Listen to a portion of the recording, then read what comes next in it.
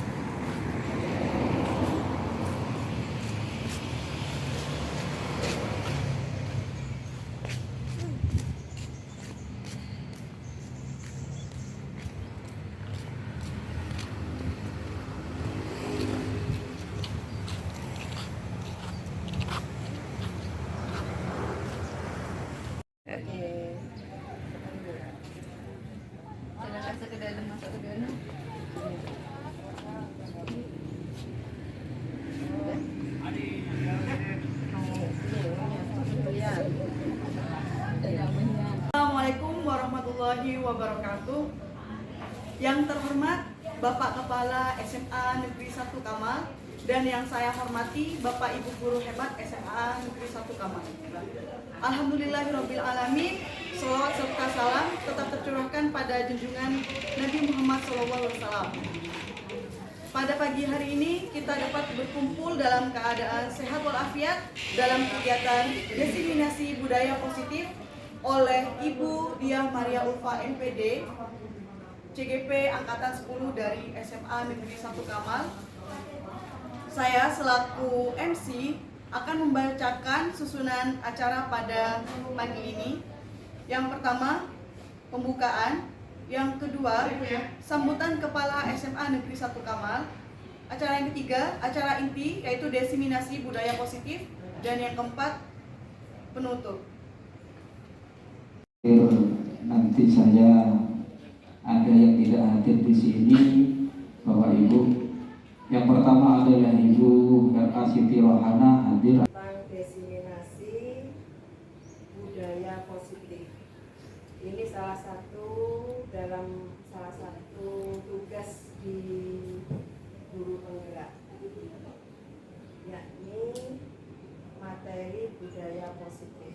Sebelum membahas ke budaya positif dulu, ada semboyan pendidikan Ki Hajar Dewantara, ing ngarsa suntulada, ing madya mangunkarsa, tutpuri handayani. Saya yakin semuanya mulai dari SD sudah mengenal semboyan ini. Ing ngarsa suntulada, jadi tulodo. Jadi kita di depan itu memberi teladan kepada anak didik kita. Ing madya mangun karso, di tengah kita mendorong, memberi motivasi. Tutpuri handa yani.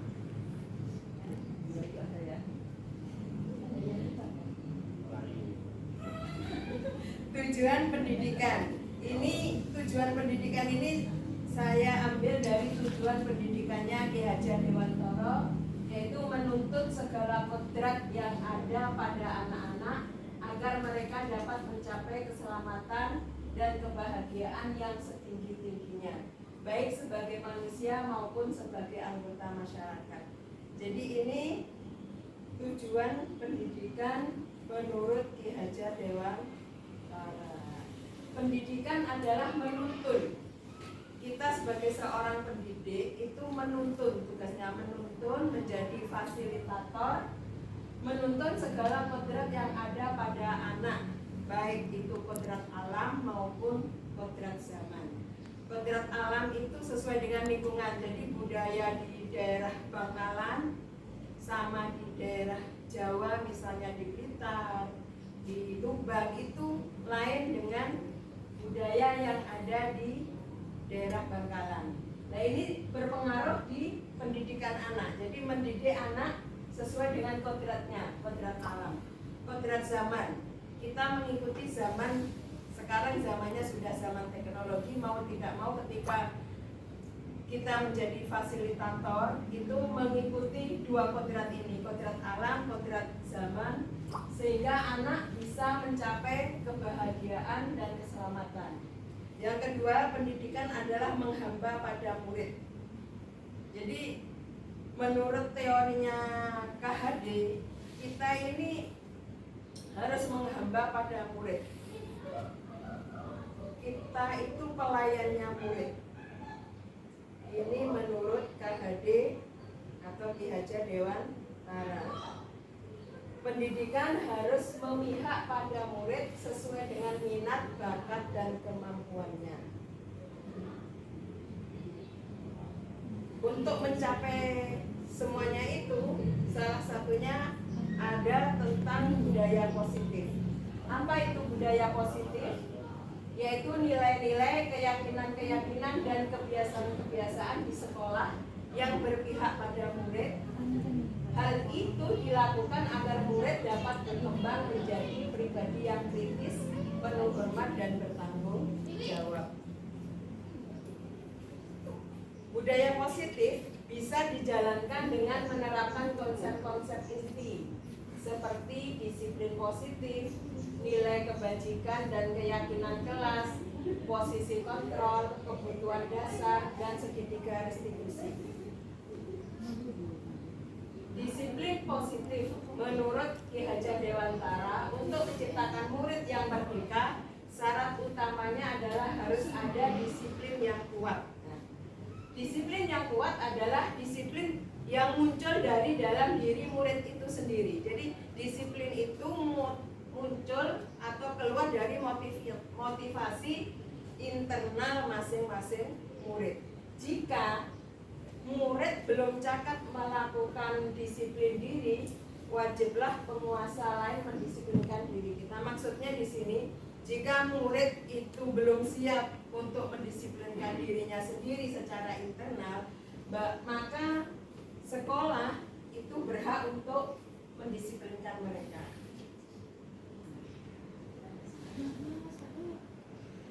Yang kedua, nilai-nilai kebajikan. Nilai-nilai kebajikan di sini nilai-nilai yang sudah disepakati bersama, tidak memandang suku, bangsa, agama, bahasa maupun latar belakangnya. Ini salah satu contohnya, banyak contoh. Saya mengambil salah satu contohnya adalah nilai-nilai kebajikan di profil pelajar Pancasila. Beriman dan bertakwa kepada Tuhan Yang Maha Esa dan berakhlak mulia, berkebinekaan global, gotong royong, mandiri, kreatif, dan bernalar kritis. Dari nilai-nilai kebajikan ini bisa menjadi kesepakatan yang kita buat di kelas maupun di sekolah. Selanjutnya, untuk memenuhi itu nilai-nilai kebajikan ada 5 kebutuhan dasar manusia. Yang pertama, kebutuhan bertahan hidup, penguasaan, kebutuhan kasih sayang dan rasa diterima, kebutuhan kebebasan dan kebutuhan kesenangan. Ini kebutuhan dasar manusia. Ketika ada seseorang atau murid, ya, anak didik kita melakukan suatu kesalahan, berarti mereka dalam rangka memenuhi salah satu kebutuhan dasarnya. Jadi ketika anak bermasalah, itu dalam rangka memenuhi salah satu kebutuhan dasarnya. Contoh misalnya, ada anak ketika pelajaran rokok atau di kelas di lingkungan sekolah merokok. Ini dalam rangka memenuhi kesenangannya, yaitu merokok.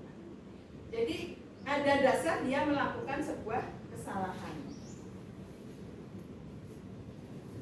Kita sebagai pendidik di posisi mana? Nah, di sini ada 5 posisi kontrol. Yang pertama, penghukum, pembuat merasa bersalah, teman, pemantau atau manajer. Jadi ketika kita menangani sebuah permasalahan siswa atau kasus yang terjadi, penanganan kita berada di mana? Penghukum, pembuat merasa bersalah, teman, pemantau atau manajer. Penghukum, jadi ketika tahu merokok langsung kita giring, kita hukum, nah itu penghukum. Nah ini banyak, termasuk saya yang sering melakukan. Ya ini penghukum, pembuat merasa bersalah. Jadi anak sebelum dihukum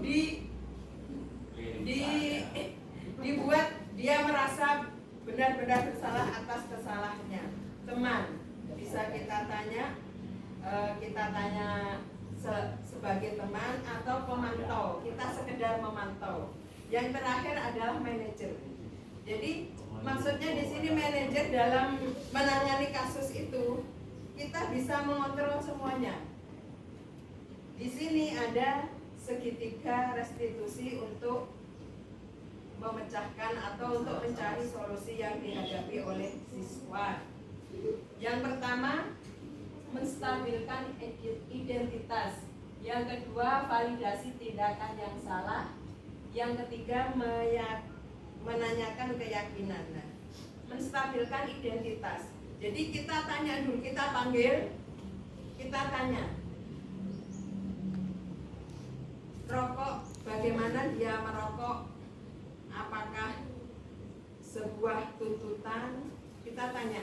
Nah, terus kalau di contoh itu pertanyaannya, kita menstabilkan identitas siswa yang bermasalah itu ditanya, akhirnya tidak ada anak yang tidak berbuat salah. Jadi untuk menstabilkan identitas itu kita tidak langsung menyalahkan sepenuhnya, tapi menggiring bahwa dia berbuat seperti ini pasti ada alasannya. Distabilkan dulu identitasnya. Terus setelah dia sadar, baru validasi tindakan yang salah. Ditanya, tindakan seperti ini menurut anak sendiri yang merokok benar apa salah? Terus alasannya apa kok salah? Kalau benar alasannya apa? Ini contoh untuk validasi tindakan yang salah. Yang terakhir menanyakan keyakinan. Ya, keyakinan ini yang sering disampaikan kemarin waktu awal-awal tahun ajaran, ya, keyakinan kelas yang dibuat di kelas maupun di sekolahan. Nah, kira-kira yang dilakukan siswa ini masuk melanggar keyakinan yang ada atau tidak. Jadi menanyakan keyakinan kelas. Keyakinan kelas, keyakinan sekolah itu dibikin oleh siswa, tapi guru boleh memberikan rambu-rambunya. Jadi tidak asal. Keyakinan kelas ini berdasarkan nilai-nilai universal, nilai-nilai kebajikan universal. Jadi bukan kemauannya anak didik sendiri, boleh ini. Kalau anak-anak suruh bikin sendiri, akhirnya yang dia mau. Jadi nilai-nilai kebajikan yang berlaku universal, misalnya disiplin, saling menghormati. Jadi memang dibuat oleh siswa agar mereka ketika bersalah, melakukan kesalahan, menyadari bahwa dia sudah melanggar sehingga bisa untuk berbuat lebih baik ke depannya. Nilai keyakinan ini, keyakinan kelas, keyakinan sekolah, boleh kita membimbingnya.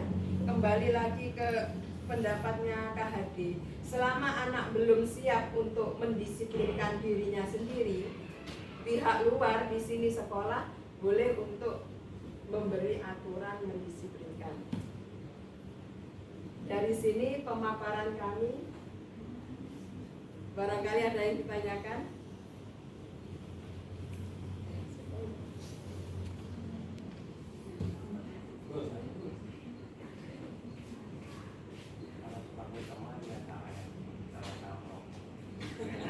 Kalau sebagai teman sama-sama merokok, yaitu kalau sebagai yang 5 posisi kontrol tadi ya Pak ya, 5 posisi kontrol tadi sebagai teman ya, kita bertanya selayak teman. Tapi di diskusi yang saya ikuti yang paling bagus memang manajer sini. Manajer itu dalam pelaksanaannya itu seperti apa? Misalkan ada anak yang melanggar. Dan manajer ini menerapkan segitiga restitusi ini. Ya. Jadi seorang manajer ini ketika mengalami kasus, menghadapi anak yang mengalami kasus akan menerapkan segitiga restitusi.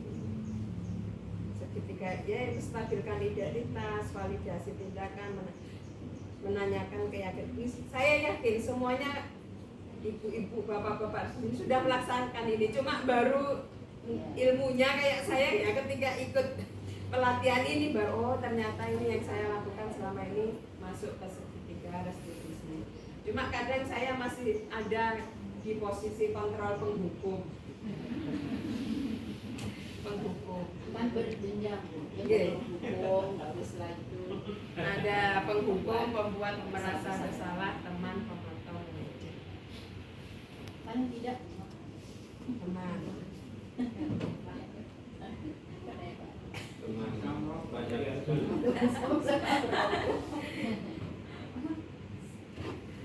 Terima kasih atas waktunya. Mudah-mudahan sekelumit ilmu ini bermanfaat untuk kita semua.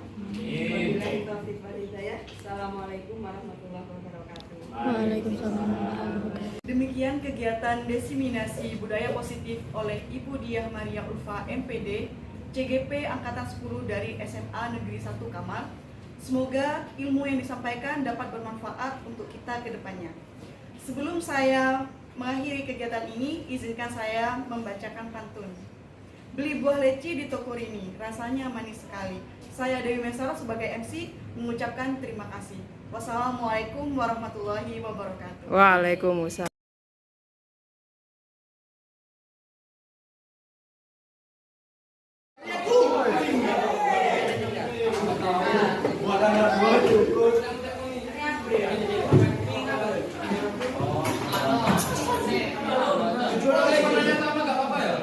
Hijaunya habis. Nganu ke warna lainnya aja, itu kan banyak.